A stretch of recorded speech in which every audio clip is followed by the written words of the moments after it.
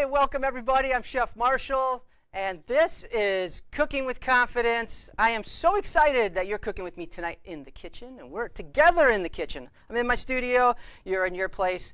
You know, we made this show to help you three things. Help you gain confidence in your kitchen so you can prepare great tasting foods that are going to work for you and that are quick and awesome. We're going to also give you skills so you can take control of your meal planning and get some stress out of your life. And then the last reason why we made this is we want to help teach you how to nourish and not just feed you and your family. I have an awesome recipe for you, and I'm really excited that we get to put this together tonight. It is a one-pan Mediterranean chicken. You're going to absolutely love it.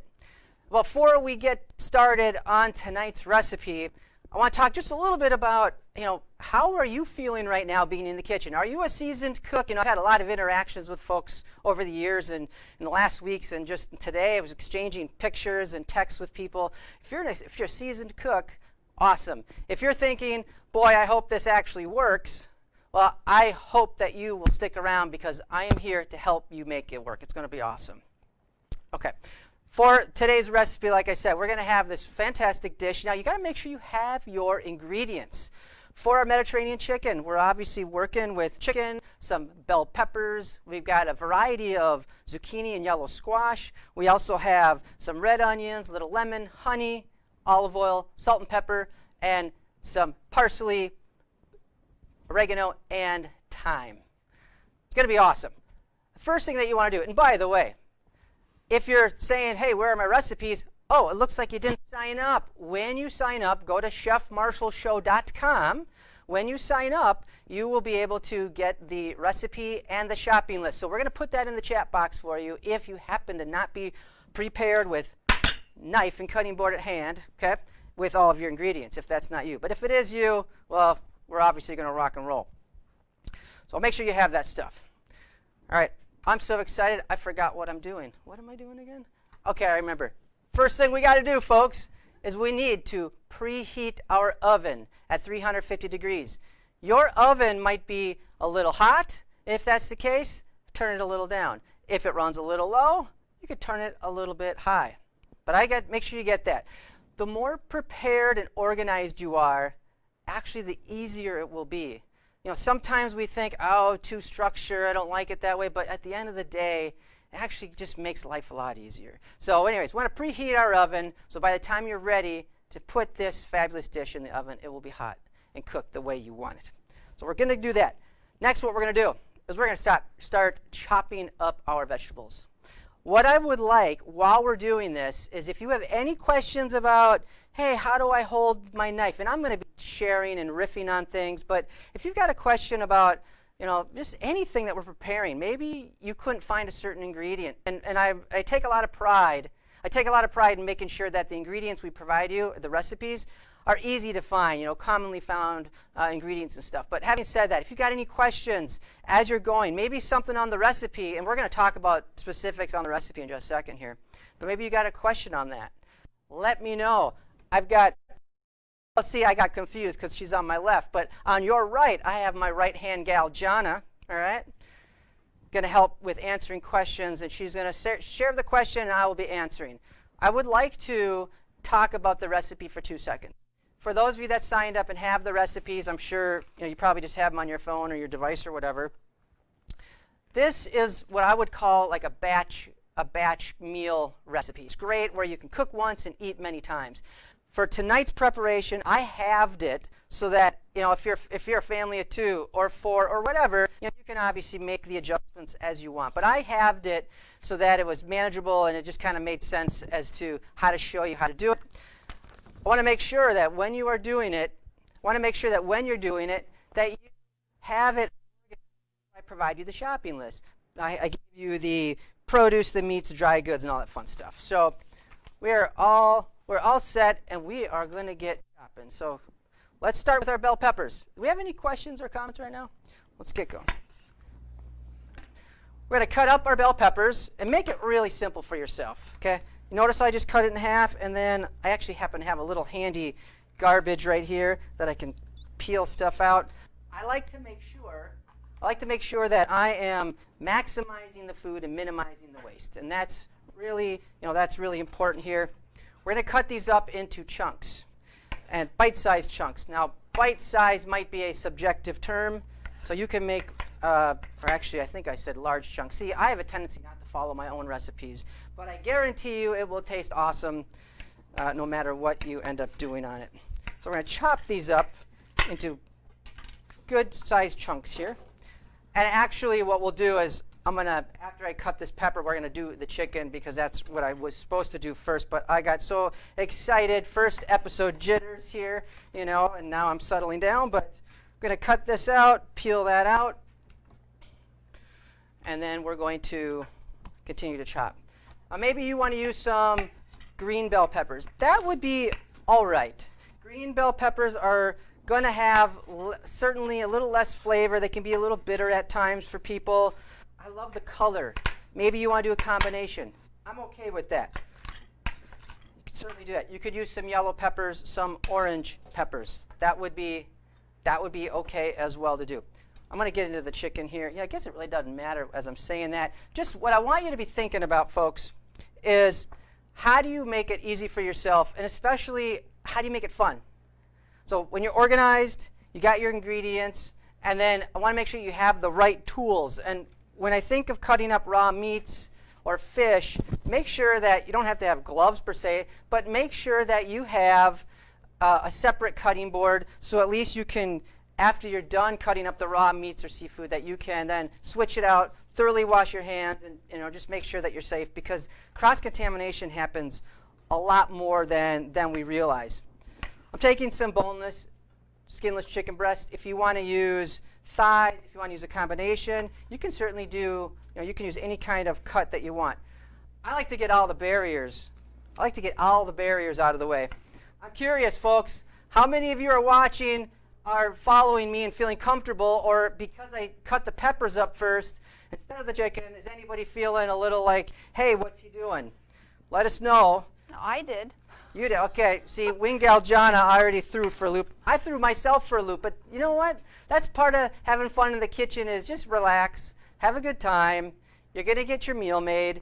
Don't be hard on yourself. And that's one of the big things about this show, is I want to help you build that confidence in the kitchen. When you build the confidence because you're getting something prepared that you enjoy and it actually works for you, you might be thinking, well, what's Chef talking about, working for me? What I'm talking about is that nourishing is different than eating. You can eat to live or you can nourish to thrive. When you nourish your body, you will perform, feel, and look your best. Whether you're an adult, whether you're a child, okay? Food has a powerful role in your life, and why not have it taste great and work for you? So that's what I'm talking about there. I'm cutting up my chicken here, and then we're going to continue on with the next vegetables. If you want to switch up other vegetables for this, you certainly can. But you might be thinking, well, Chef, what makes this a Mediterranean dish? It's a really good question. What makes this a Mediterranean dish is going to be the spices and the combinations of the flavors. And a lot of Mediterranean cuisine, and I honestly am making kind of a broad blanket statement on Mediterranean, because there's about 28 countries that encompass the Mediterranean, anywhere from Italy and Greece and Turkey into northern Africa, and there's all sorts of different flavors and ingredients and the like. So when you say Mediterranean, it's sort of a broad brushstroke. But for these purposes, we're talking thyme and oregano and bell peppers and the sweet bell peppers and wonderful flavors. Speaking of wonderful flavors, we're going to chop up now our zucchini. Okay? How many of you? You just changed the cutting board. I did. Good observation.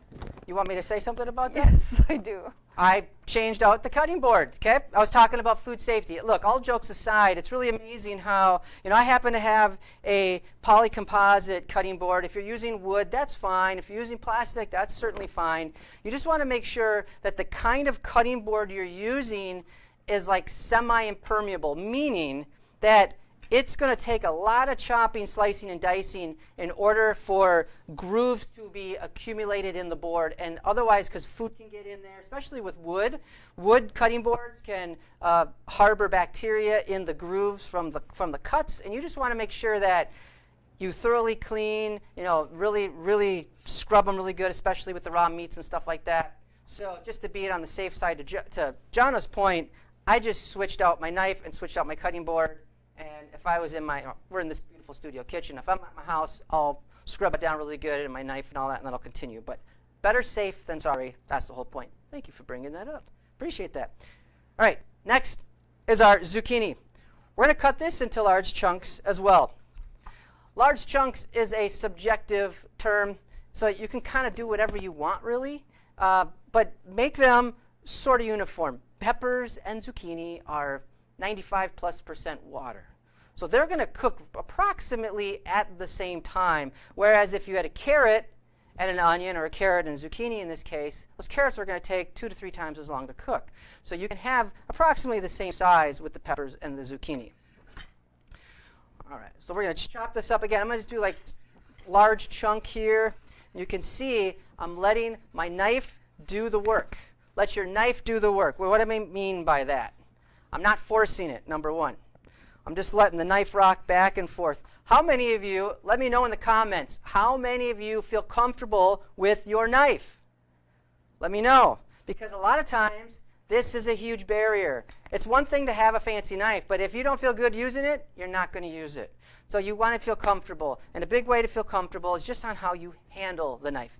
You noticed that I holding the knife upper half of the handle here, and then my other hand guides the knife, my knuckles specifically. See how that works there? And I just let the knife do the work, as I said. That rocking motion works fantastic. Let me know in the chat box, how many of you feel right now, hey, this is kind of cool. This is kind of easy. I would love your feedback, because your feedback is going to help us determine, is this worth doing when we get back from the holidays? We've got a 6-episode pilot here series, and I'm just super excited that you chose to give your time and participate. So let me know in the comments below if you're like, hey, this is awesome. And I also want to know, how are you doing right now on your recipe? Where are you at? Are you still trying to figure out how to hold your knife, or have you just zipped through all of your vegetables? I'm almost done with the zucchini. I'm going to be moving on to the red pepper here very, very soon. Sharon is asking, do you take the seeds out of the squash? Do not, but that's a good question. If this was, so this squash is, you can see here, maybe if I hold camera 3 there, you can see that the seeds are very compact, very light, very small. You don't need to peel those out. If you had a big zucchini, for those of you that love to garden, and at least in Minnesota, gardening days are pretty much over. But a few weeks ago, the gardens were still thriving, and those of you that had zucchini might have had some big monster, mammoth crazy zucchini, and they're really good for banana bread, and you end up not using the seeds because they just tend to be too juicy and chunky and all that. So to answer your question, Sharon, in the most long-winded way that I can, you do not need to scoop the seeds out. Now, let me just throw a little caveat to you, Sharon. If you had a butternut squash, or an acorn squash, also known as a winter squash, one of those hard squashes, you would certainly remove the seeds when you're preparing, because I like to take those seeds and cook them, wash them, rinse them, get all the stuff off of them, and then see, I'm not even following my own directions, guys. It's kind of funny. We were talking before the show was going through the steps to show people the steps with the graphics, and I kind of blew it with the bowl. But anyways, we're just going to get through it, okay? Because that's the way it is. All right. Moving forward, I'll talk about that on live TV. That's just you show up for life on live TV, and for those of you that are with me, we're showing up. Okay. Anyways, as I was saying, with the hard squashes, definitely pull the seeds and cook those. Throw some spices. We can talk about that if you want to know. Let me know. I'll bring that up. Now it's time for onions. Did you get a red onion? Did you say, hey, what about these little guys that I don't have an example to show you, but they're called shallots? Well, maybe you got some shallots. That's fine. Shallots taste a lot like an onion. They're a little mild, almost a hint of garlic in them. But we're rolling with the red onions today. Certainly you could use white onion. You could use yellow onion and all that.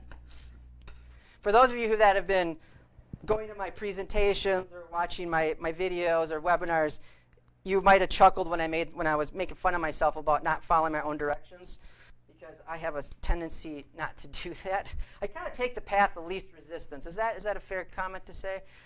If you're wondering why I'm looking at wing gal Jana over here, Jana is also my wife, life partner in crime, and so a lot of times, they'll make some comments, and she's giving me that look like focus on the onions and not her right now. So anyways, I'm going to continue to focus. But I'm just going to be honest, I have a tendency not to follow my own, I don't do it out of to be a pain in the butt, because I want to help you build confidence in the kitchen by improving your skills. So I just want you to know that it's okay if you diverge from a little bit on recipes. It's okay if hey, you got I got 3 cups of extra carrots here. What do?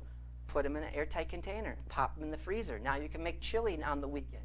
My point is, don't overanalyze if it doesn't go exactly the way that you wanted, because life doesn't go exactly the way we want, right? But it's all attitude. Okay, I'll take off my psychology hat and put my chef hat back on. We're going to do some large chunks on these onions here. You noticed how I was peeling and having a little struggle with some of the peeling, so I had to claw some of the thin skin off. I'm just going to chunk this up again. And again, letting my knife do the work. I want you to trust your hands. And that you might be thinking, what are you talking about, man? I want you to trust that you're not going to cut yourself, especially if you're well versed with your knife and you feel good about it. I'm not talking to you. But if you're thinking like I would have cut off all my fingers by now and been on my way to the hospital, I'm talking to you. Well, maybe I wouldn't, because you'd be on your way to the hospital. Okay, I just went in circles there. But you get my point. I want you to feel comfortable. So trust your hands. Trust yourself. Choke up on the knife. Knuckles as a guide. Oh, and I got some more stubborn paper. Here we go. That one didn't want to fight me this. So we got it all peeled off. I'm going to show you a little trick here. Again, we're doing the large chunks. You notice how I just did a series of cuts.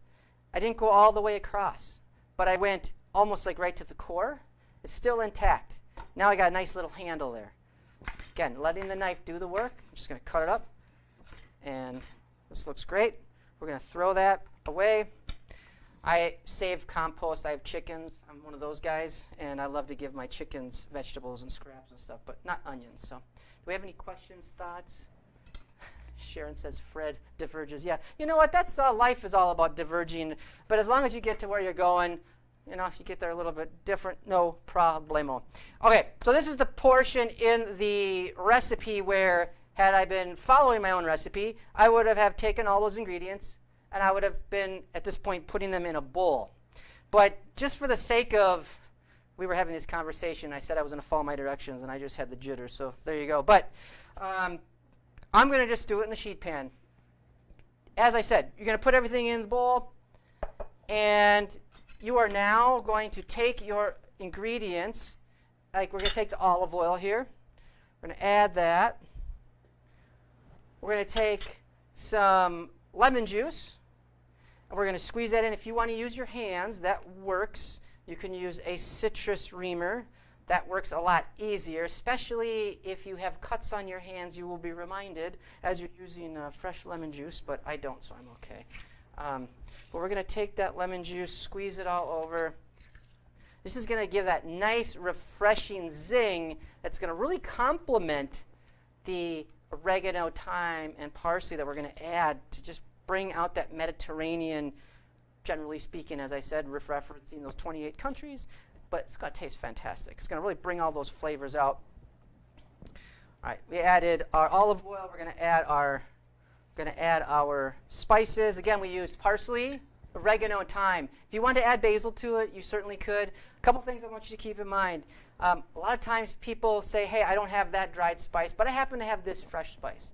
Dried herbs are 3 times more potent than fresh herbs.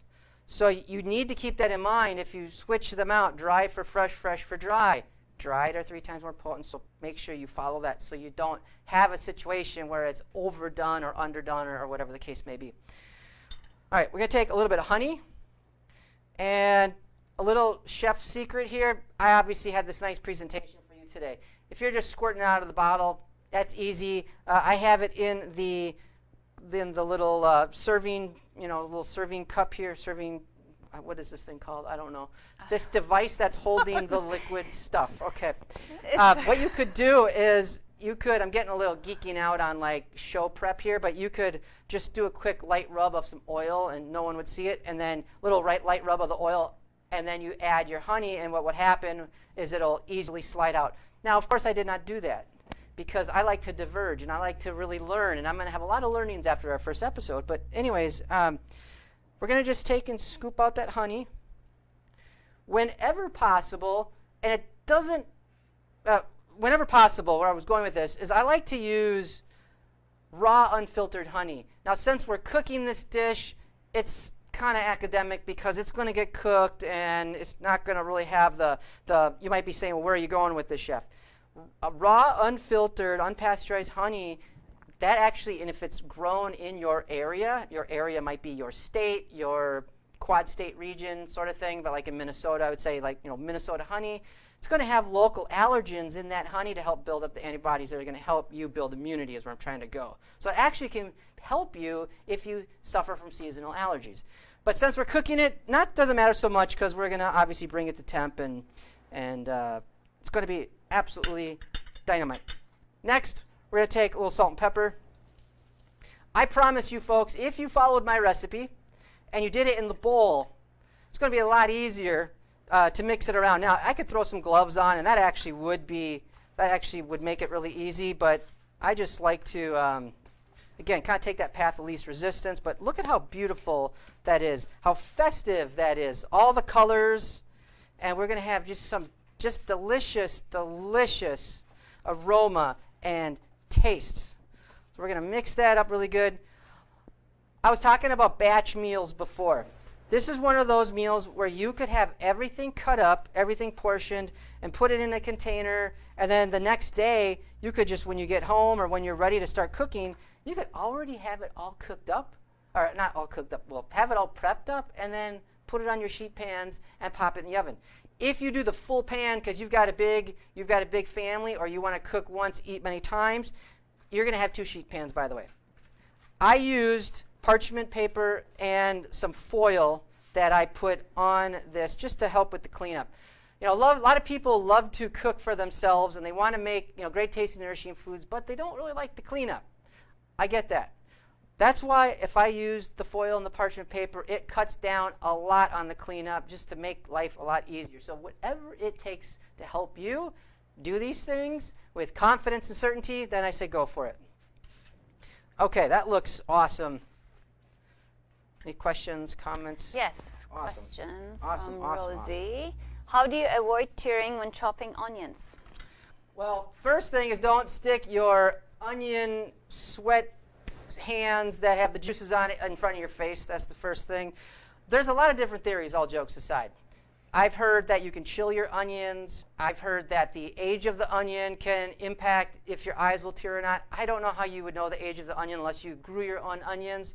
So I would say that at the end of the day, maybe you're one of the lucky people. It just doesn't affect you. I don't know, to be honest, because we tried all the different methods, and sometimes the onions that I've had, I think I just answered. I just talked in a full circle, to be honest with you.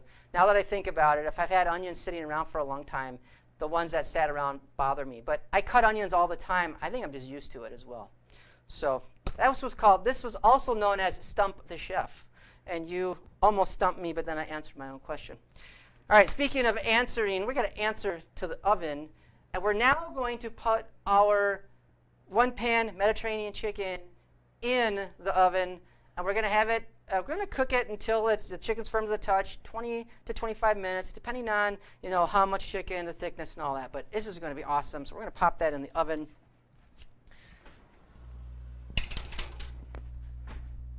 Now, the beautiful thing is, thanks to TV Magic, I have some already done. I'm going to bring that out in a second. What I want you to do, ladies and gentlemen, is when your dish, by the way, how far are you on your dishes? Is anybody done? Did I go too fast? Did I go too slow? Did anyone have to leave because their toilet overflowed and now I don't know why I thought of that, but anyways, yeah, she's like, that was random. Sometimes life happens and maybe you had to step aside, but the beautiful thing, these ingredients are pretty flexible and they'll last you a while in the fridge. So seriously, let's say that you had to step away for some reason. and you come back and you're like, oh, I missed the rest of it. Well, if you finish it tomorrow or even on the weekend, that's okay. Because these are very, very forgiving ingredients, and they're going to last you a while in the fridge.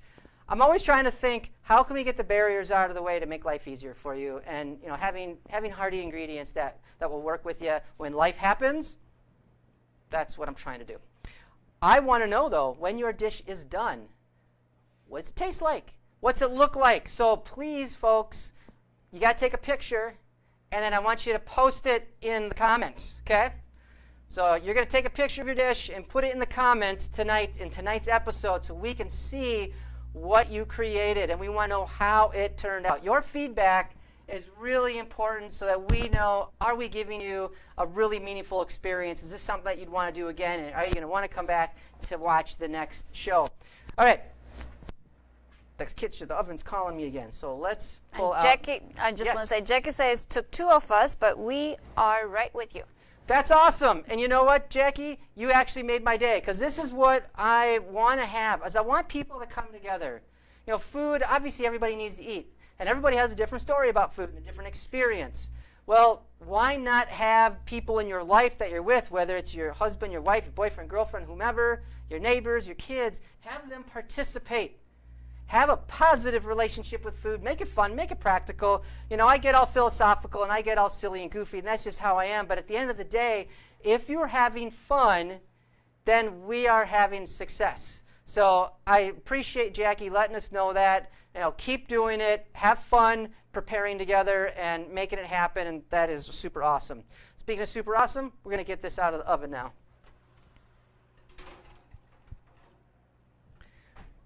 Little cook secret, folks. Do not take hot things out of the oven with wet towels. Okay, I have a dry towel, by the way. I have taken things out with wet towels, and that doesn't go well because moist, damp towels are a really good conductor of heat, and don't want to do that. All right, this looks fantastic. Do we want to get a shot of that? Do we want to? All right, I'm going to pull this up, and I'm going to go like this. Look at that. Okay, awesome. Smells fantastic. How's it smell in here, folks? Delicious. That was the most pathetic acknowledgement of how it smells, but anyway. We're just amused by the... Oh, yeah, sorry, we got masks on. They can't smell. Okay, I get it. Good. Well, I want to know, how does it smell? Think about it. The heat. Okay, you know what? We're at the 30-minute mark, and we have prepared our dish. Now, again, I had the TV magic going, so you probably have another 20 minutes. Oh, we've got some folks commenting. Yes. You want to make some... Sharon says, I'm cooking mine in a frying pan with olive oil because it's too hot for the oven here in California. Absolutely. You know what? Do whatever it takes, because at the end of the day, if you make it easy for yourself and that you're like, hey, I made this happen, it was fun, it was easy, it tastes great, you're going to continue. And then when you continue and you do it again, then that's going to build the confidence. Remember, this is all about cooking with confidence, and you want to be smart about it. If it's hot in California, and frankly, I'm jealous because we're now it's a little toasty, opposite of toasty. It's getting cold, and we're just getting into that cold party. So oven works. But yeah, use a frying pan. Do whatever it takes. Keep it simple. So that's awesome. I love that you did that. That's super cool. And other comments there? Ron made theirs is on the oven, and they made half recipe. Yep, good.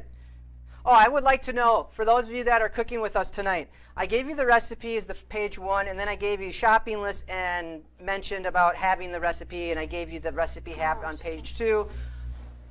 Was that helpful? Again, we want to make this show succeed, and it's going to succeed with your feedback. So let us know if we set you up for success, or if there's a better way we can deliver information in advance. I would love to hear that. Ron says they can't add a picture in the comments. You can't add a picture in the comments. Well, shame on my producers for saying that you could. Are you sure you can't? Okay, they gave the hey, we thought you could. Well, you know what? Why don't you just, come on, think quick on our feet. We're tech, social media savvy gurus here. How do we get them to give us a picture? Message. Okay, crickets. Yeah, there you go. I bet you can just put it on that's what we're going to do. You're going to take your picture and put it on your Facebook page, because everyone likes to take pictures of cats and food, right? So, or dogs. So you like dogs, or you like cats and dogs. But anyways, you're going to put the food picture that you just took tonight and put it on your page, and then you're going to tag us. somehow magically tag us at Chef Marshall O'Brien Group. There, that's what we're going to do. And then next week, we're going to know how to do this. I mean, it's all confidence. I said I knew what we were doing, and in truth, we didn't know how to do that, but you thought we did because you actually asked. That's awesome. Yes. This recipe is part of our Smart Nutrition cookbook. So if you like what you're going to be tasting tonight, which I know you will, of course. Why are you looking? Oh, I see that. Yeah. Okay. You are going to like what you're tasting. And if you already have finished cooking because you did it on the stovetop like Sharon did out in California, and you want to get more of these recipes, you can get our cookbook. We've got the link in the chat box here. You can go to smartnutritioncookbook.com or just click on the link. Well, you put that link in the chat, because I know that one actually works. We're still getting some bugs out of the way. But definitely check out our book. It's a great resource. People love it. We focus on how to plan your days, how to plan your week. We give you a meal plan template at the end of the book. At the back of the book, then we give you breakfast, lunches, dinners, snacks, slow cookers, instant pot recipes. We have vinaigrettes, dips, dressings, that sort of stuff in there. So it's a great resource. Definitely recommend you checking that out. So you did mention, okay, Teresa was asking, can we still get the recipes? Yes. Oh, absolutely. Yeah, if you signed up, certainly. You signed up for to get the recipes for this, you get the recipes for this and all the episodes that we're doing in the next 5 weeks. So this is a whole six series episode. Put that in the chat as well. Okay, I'm talking, and this food is calling my name. So I need to have a taste of this. And so we're going to get a quick bite here. This is so awesome. You are absolutely going to love this. And I know that I'm eating in front of you while you are waiting for that magical meal that you just made. I'm telling you, this is awesome. You can make it in batches again and then have it for lunch the next day. And that's the beautiful thing. We try to really make these recipes user-friendly, get all the barriers out of the way, have the stuff that can last you a while in the fridge, prep it in advance, pop it in the freezer, take it out, cook it. You're going to love it. All right. I'm going to have one more. I'm going to have one more bite. Yes. All right, folks. Oh, I took a big TV bite there. Don't give me that look. I'm not giving you a look. I know. I took 2 TV bites. Ladies and gentlemen, you know what? I think this was a big success tonight. What do you think? Thank you so much for letting me cook with you tonight. This was just an absolute dream. It was a treat. It was a dream. I didn't sleep much. I didn't get a lot of dreams this week because I didn't sleep much. But hey, I want to make sure that you have a great meal with you and your family tonight. So enjoy it. Make sure that you connect with us on Facebook, obviously, Chef Marshall O'Brien Group, and on Instagram at chefmarshallobrien.com. Now, next week, we are going to be putting together a balsamic glazed salmon with asparagus. You've got to tune in. And again, if you're watching and you're like, hey, I didn't get to cook, I don't have the recipes in the shopping list, we've got that in. We'll put the link in the chat box for you so that you can enjoy with us in real time, cooking with confidence with Chef Marshall. I want to be your guy to help you do this, make it happen for you and your family. Speaking of family, while you are enjoying your dinner tonight, we're going to join my Chef Marshall Show family. We're going to enjoy it right now. So I can't wait to see you next week and cook with you again. Have a fantastic evening.